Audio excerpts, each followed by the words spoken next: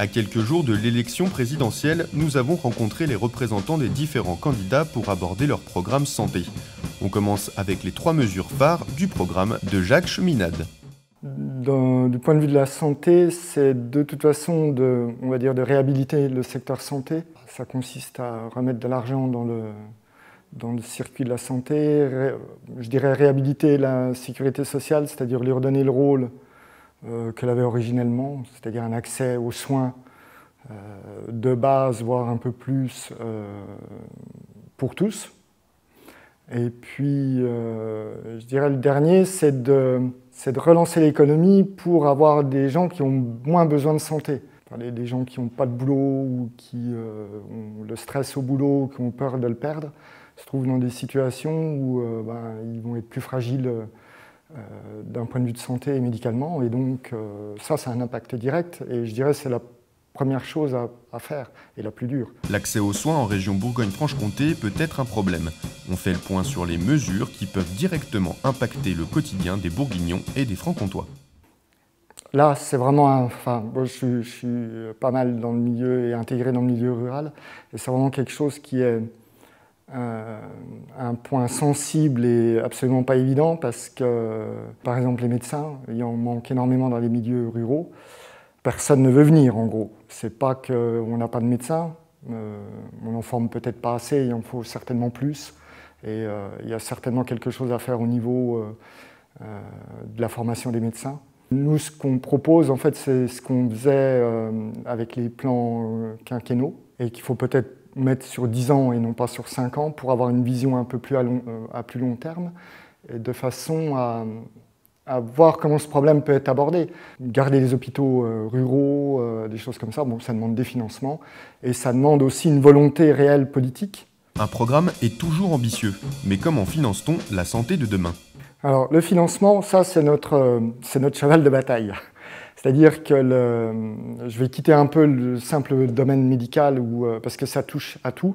Et donc, c'est le monde de la finance et comment on finance tout dans le monde. Et donc, la première chose, c'est ce qu'on appelle la séparation bancaire. C'est-à-dire, c'est couper les banques en deux, les banques commerciales d'un côté et ce qu'on appelle les banques d'affaires. Le but, c'est de casser la spéculation et non pas l'investissement. D'accord ? Parce qu'à l'heure actuelle, le système financier fait que c'est c'est un accélérateur de particules qui s'injecte de l'argent à lui-même. Pourquoi ? Parce que ça tourne en boucle dans le système financier, qui est juste un énorme casino. L'idée, c'est couper les banques en deux. Banque commerciale d'un côté, banque d'affaires de l'autre. Donc une fois qu'on a fait ça, après, c'est ce qu'on appelle le crédit productif public. C'est-à-dire que c'est une banque nationale qui va émettre du crédit. C'est là qu'on est obligé de quitter l'idée simplement financière, c'est-à-dire que la santé, ça rapporte jamais rien. En tant que, si le labo pharmaceutique va récupérer de l'argent, mais la santé elle-même, soigner quelqu'un, ça rapporte rien, ça coûte toujours de l'argent. Et par contre, si on a des gens en bonne santé, combien ça rapporte au final, ou combien ça ne coûte pas, ce qui est très dur à évaluer, parce que, mais avec ce crédit public, on le met là où on pense que ça va faire quelque chose de bien pour l'avenir. La solution n'est pas monétaire, elle est vraiment politique, elle est vraiment dans un choix d'avenir. En toute objectivité, une bonne mesure santé à retenir lors du précédent quinquennat ?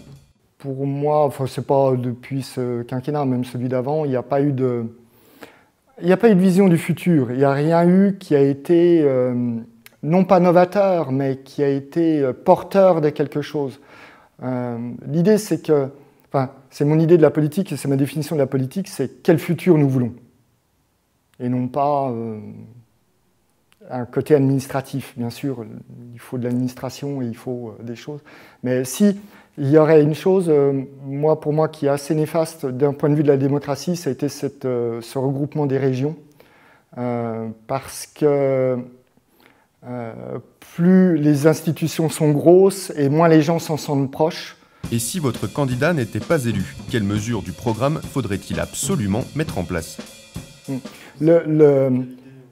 L'idée, c'est que justement, il faut quitter une approche monétariste ou de chiffres ou de comptes. Et si on pouvait faire passer cette idée que la politique, c'est quel futur nous voulons, à partir de là, on peut dire où est-ce qu'on met de l'argent. où est-ce qu'on investit, c'est vraiment le terme d'investir, et de quitter le... Voilà, quand on forme quelqu'un, ça coûte de l'argent, point. On ne peut pas dire derrière, ça va, il nous rapporte tant. Et c'est juste, ça ne marche pas. On rentre tout de suite dans des systèmes qui sont désagréables pour les uns, malheureux pour les autres. Et cette idée de commencer à voir les choses, non pas nos petits problèmes là au jour le jour, mais d'aller plus loin et de vraiment, vraiment changer cet état d'esprit.